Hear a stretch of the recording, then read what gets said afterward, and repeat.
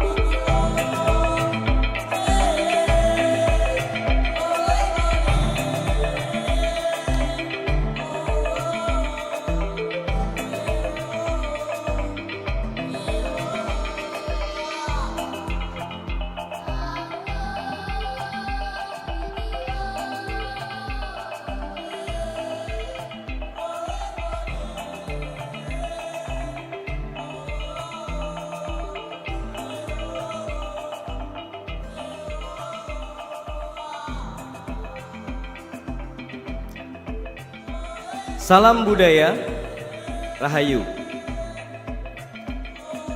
Ibu bapak yang saya hormati, saya ingin membuka paparan ini dengan ilustrasi peristiwa pasca konflik Provinsi Timor Timur yang mencapai puncaknya pada referendum tahun 1999.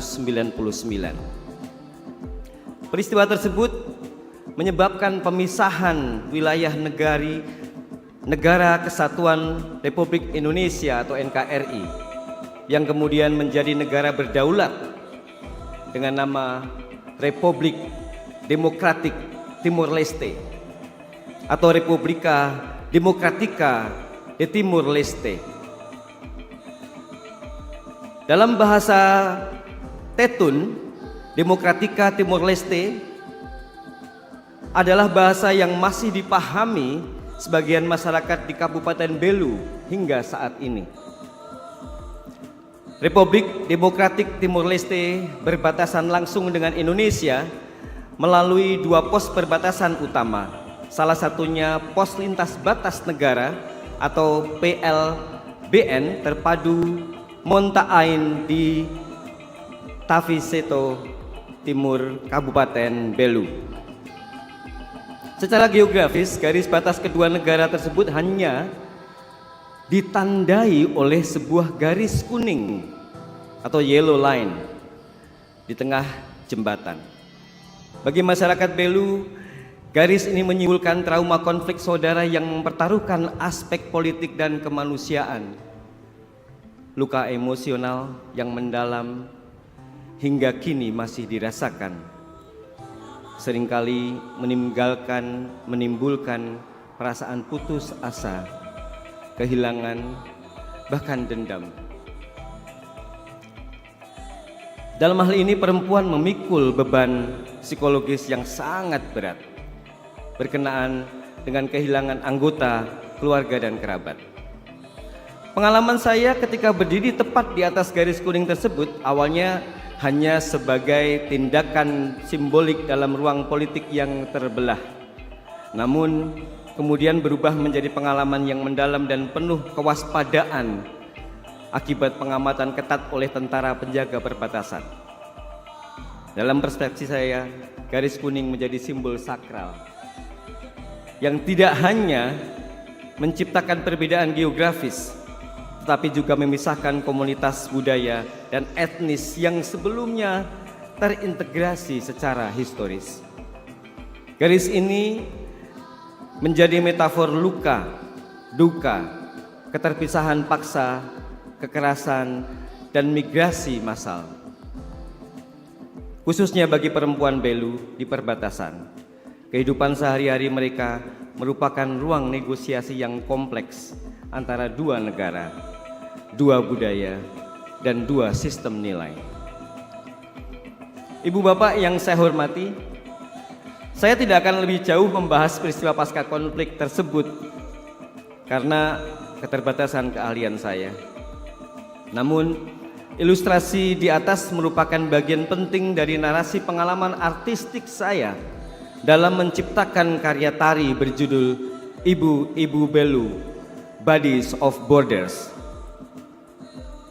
Pada awal tahun 2017, saya diperkenalkan kepada Kabupaten Belu di Nusa Tenggara Timur oleh Bupati Willy Brodus Lai tahun 2016 sampai 2021. Perjumpaan ini membawa saya kembali kepada pengalaman kolosal ketika saya menyaksikan lebih dari 6.000 penari likurai dari berbagai tingkat usia tampil di lereng Bukit Fulan Fehan dengan ketinggian sekitar 1131 mdpl.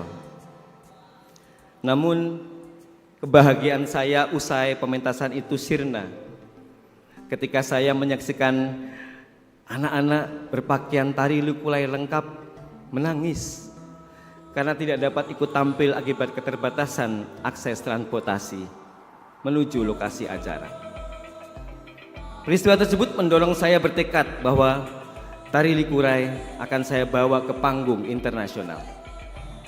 Setelah Festival Fulan Fehan tahun 2016, secara kebetulan saya bertemu dengan 6 perempuan muda, 3 diantaranya guru Wiyata Bakti, 2 diantaranya adalah dari Timor Leste yang berpindah memihak ke Indonesia. Mendalami likurai bersama dan proses ini membuka ruang diskusi yang lebih dalam mengenai kehidupan sosial, adat, agama, dan luka psikologis akibat konflik politik. Sejalan dengan pendapat Plamzile Mlambo Nyuka 2017 tentang perempuan dalam konflik.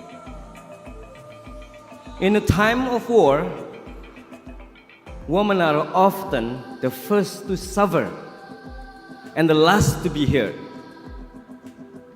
Dalam masa perang, perempuan sering menjadi yang pertama menderita dan yang terakhir didengar. Harapan para perempuan tersebut dan orang tua mereka selalu terwujud dalam doa agar konflik segera berakhir dan perdamaian terwujud. Harapan ini selaras dengan penggalan syair lagu Imagine 1971 dari John Lennon. You may say I'm a dreamer, but I'm not the only one. I hope someday you'll join us, and the world will believe one. Saya ingat ketika dulu proses opera Jawa dengan Rahayu Supangga, almarhum Pak Pangga, saya dilarang menyanyi. Saya diminta untuk deklamasi saja. Yang akhirnya Prof Yoto menggantikan lip sync tembang saya di film opera Jawa. Tapi saya memberanikan diri saat ini untuk menyanyi dalam bahasa Inggris. Semoga nadanya oke. Selama 2 tahun terakhir, proses kreatif saya melibatkan tarian likurai, tenun. Seperti yang Bapak Ibu lihat saat ini saya menggunakan tenun dari Timor Leste. Bawah sarung saya menggunakan timur dari Tetun dari Belu.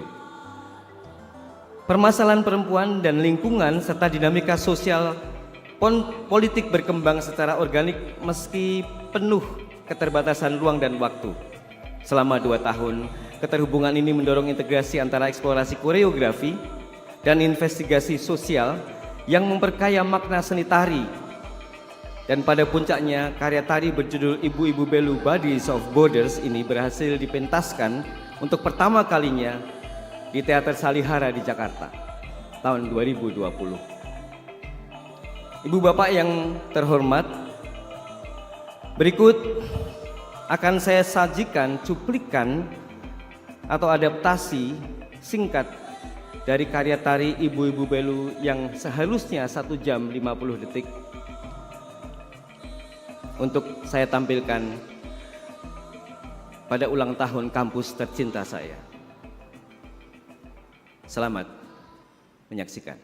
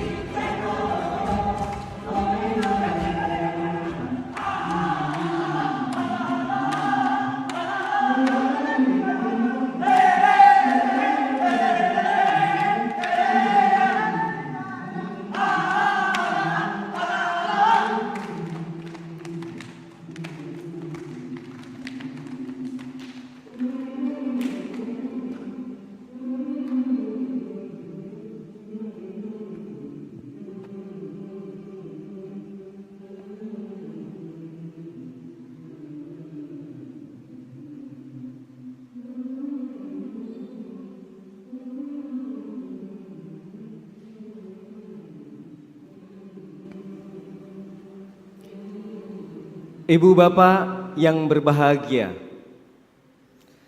setelah dipentaskan pertama kali di Jakarta, karya tari Ibu-Ibu Belu ini telah direpresentasikan di sejumlah festival tari internasional di negara Asia dan Eropa, termasuk Jepang dan Australia. Sebagai seniman sekaligus akademisi, saya berharap bahwa praktik budaya seperti tari, likurai beserta transformasinya dapat dipahami sebagai desain budaya yang berbasis penciptaan. Diplomasi budaya dengan pendekatan pemberdayaan tradisi lokal atau empowering the culture. Ini berupaya menempatkan komunitas akar rumput sebagai pelaku aktif dalam perjuangan rekonsiliasi lintas batas melalui ekspresi seni. Dalam konteks ini, Belu dapat dipandang sebagai laboratorium penting untuk mengkaji bagaimana tradisi mampu secara kritis menciptakan agensi terhadap struktur negara dan dampak globalisasi. Selain Belu bersama Institut Seni Indonesia Surakarta dan Pusat Studi Kawasan Pengembangan dan Inovasi Seni, sejak tahun 2011 saya telah menginisiasi laboratorium budaya di berbagai daerah seperti di Kabupaten Halmahera Barat, Kabupaten Pulau Morotai, Kabupaten Sumbawa Barat, Kota Tidore Kepulauan, Kabupaten Kepulauan Sula, serta Kabupaten Kaimana di Papua Barat. Daerah-daerah tersebut berfungsi sebagai basis kerja pemberdayaan masyarakat dan komunitas budaya. Riset terkini, saya bersama EcoScience Company telah melakukan eksplorasi mendalam terhadap kehidupan petani di Desa Bandung Rejo, Kecamatan Ngablak, Kabupaten Magelang. Ibu bapak yang terhormat, selama belasan tahun pengalaman artistik saya di berbagai daerah di Indonesia dan mancanegara telah saya kunjungi. Dan baru-baru ini intuisi kreatif saya membawa saya kembali ke desa.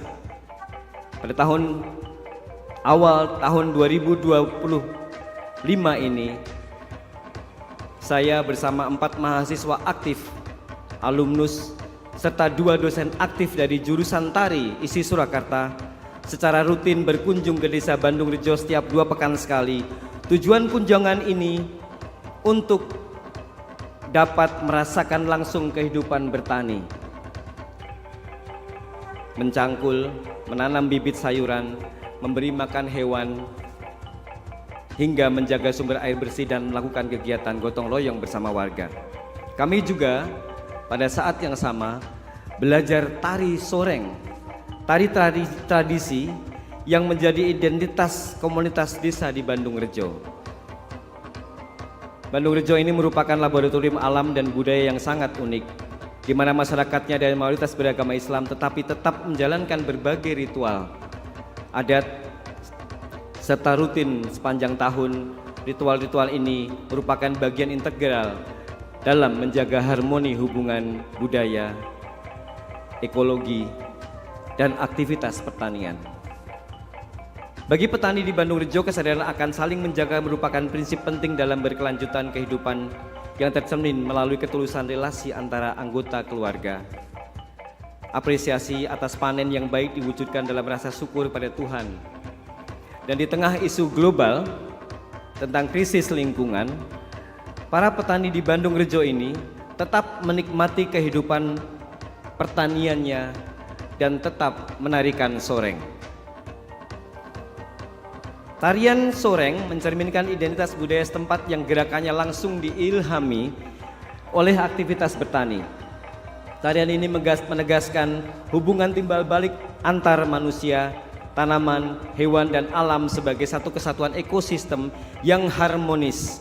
Dan hubungan ini mendorong eksplorasi keterkaitan antar budaya, ekologi, dan seni pertunjukan yang langsung secara organik dalam aktivitas pertanian terjadi, serta dalam hal ini seni tidak lagi menjadi sekedar hiburan, melainkan media untuk mendefinisikan ulang persepsi dan pemahaman manusia terhadap lingkungan sekitar. Kita diingatkan kembali akan pentingnya harmonisasi alam dengan alam dan manusia yang merangkul metafor tersembunyi tentang ekologi, dramaturgi baru, serta spirit ekofeminisme dalam hubungan penuh makna dengan pohon-pohon puspo di kaki 5 gunung Andong, Merbabu, Merapi, dan Telomoyo. Hidup yang pasrah menyatu dengan alam melalui pertanian, bercocok tanam, dan sekaligus menari soreng dalam kesatuan. Ibu bapak yang saya hormati, saya dan EcoSense Company merasa bersyukur menjalani proses pembelajaran di laboratorium budaya yang sangat tepat ini. Kolaborasi tersebut memungkinkan kami melakukan eksplorasi koreografis sekaligus menguji pendekatan pembelajaran berbasis inquiry yang dikembangkan di ISI Surakarta. Pendekatan ini menekankan proses investigasi aktif untuk memperoleh pemahaman yang lebih dalam terhadap bagaimana berbagai fenomena sosial dan budaya berkelanjutan. Niat kembali ke desa ini sejak awalnya tidak ditujukan sebagai proyek produksi PY semata, tetapi lebih merupakan sikap pengembaraan untuk memahami lebih dalam masyarakat penjaga lingkungan dan kearifan lokalnya. Aktivitas bertani dan mencari dan menari menjadi satu elemen kerja yang sangat menginspirasi, memungkinkan proses kreatif investigasi dan investigatif untuk menemukan pertanyaan-pertanyaan baru ketimbang sebuah kita lontarkan banyak pernyataan. Dalam proses ini pendekatan new dramaturgi yang porous sebagaimana dikemukakan oleh Tansenyi Katalin dan Karkane Bernadette 2014 menjadi penting. Pendekatan ini melihat dramaturgi sebagai ekologi, sebagai sebuah proses kritis dalam penciptaan dan menciptakan serta mengartikulasikan proses pertunjukan. New dramaturgy as a critical engagement with the processes and architectonic of making and articulating performance. Dramaturgy as Ecology, a report from a dramaturgy project 2014 halaman 19. Bapak Ibu yang terhormat, pengembaraan kreatif ini menyerupai kisah Panji yang mencari cinta sejatinya Dewi Skartaji. Proses tersebut memberikan nilai tambah melalui eksplorasi investigasi yang mendalam kehidupan sosial, kebudayaan, lingkungan, dan religi, serta ketatanegaraan yang menjadi modal penting dalam pengembangan kepemimpinan masa depan. Investigasi Panji dalam konteks ini bukan semata-mata tentang kesempurnaan teknis, melainkan tubuh yang secara terus-menerus menggali lapisan-lapisan batin, tubuh yang kritis, keluar dan masuk menjadi tempat penyimpanan pengalaman kolektif budaya sekaligus pengalaman pribadi yang relevan dengan kondisi hari ini. Pencarian Panji adalah pencarian identitas hubungan dengan ruang sosial dan trauma sejarah. Narasi Panji yang telah melintas batas geografis secara ratusan tahun, selama ratusan tahun menawarkan pembelajaran penting dalam menginvestigasi dramaturgi, bahwa tidak ada tafsir tunggal dalam gerak tari, melainkan dialog antar tubuh dan antar tradisi. Tradisi dipahami sebagai etika yang mengajarkan penghormatan dan sikap peduli dan inklusivitas. Popularitas narasi Panji telah diakui secara internasional, terbukti dengan penetapannya sebagai warisan dunia oleh UNESCO pada 31 Oktober 2017 sebagai Memory of the World. We pass the yellow line, but we are porous and continue to investigating a memory of the world. Kita telah melalui garis kuning melewatinya, dan kita sekarang kembali kepada pori-pori yang lebih dalam tentang warisan budaya Panji. Ibu bapak yang saya hormati, pada forum yang terhormat ini izinkan saya secara pribadi menyampaikan permohonan maaf apabila penyampaian saya kurang memenuhi kaidah formal sebuah pidato ilmiah. Apa yang saya sampaikan sejatinya merupakan bentuk berbagi pengalaman artistik berdasarkan praktik dan refleksi pribadi. Sebagai akademisi sekaligus praktisi pencipta seni, merupakan sebuah kehormatan yang sangat berarti bagi saya untuk menerima penghargaan ini serta kesempatan menyampaikan gagasan dalam forum yang terhormat ini. Untuk itu, dengan penuh rasa hormat dan apresiasi, saya sampaikan ucapan terima kasih sebesar-besarnya kepada Rektor Institut Seni Indonesia Surakarta Profesor Dr. Inyoman Sukerna M.Hum beserta segenap jajarannya. Para guru besar, Dewan Empu, dosen dan mahasiswa jurusan tari, Prodi Koreografi Inquiry, dan Pasca Sarjana ISI Surakarta. Ucapan terima kasih juga saya tujukan kepada Ketua dan para anggota Senat ISI Surakarta, masyarakat Bandung Rejo, komunitas Soreng Warga Setuju, keluarga besar Ekos Dance Company,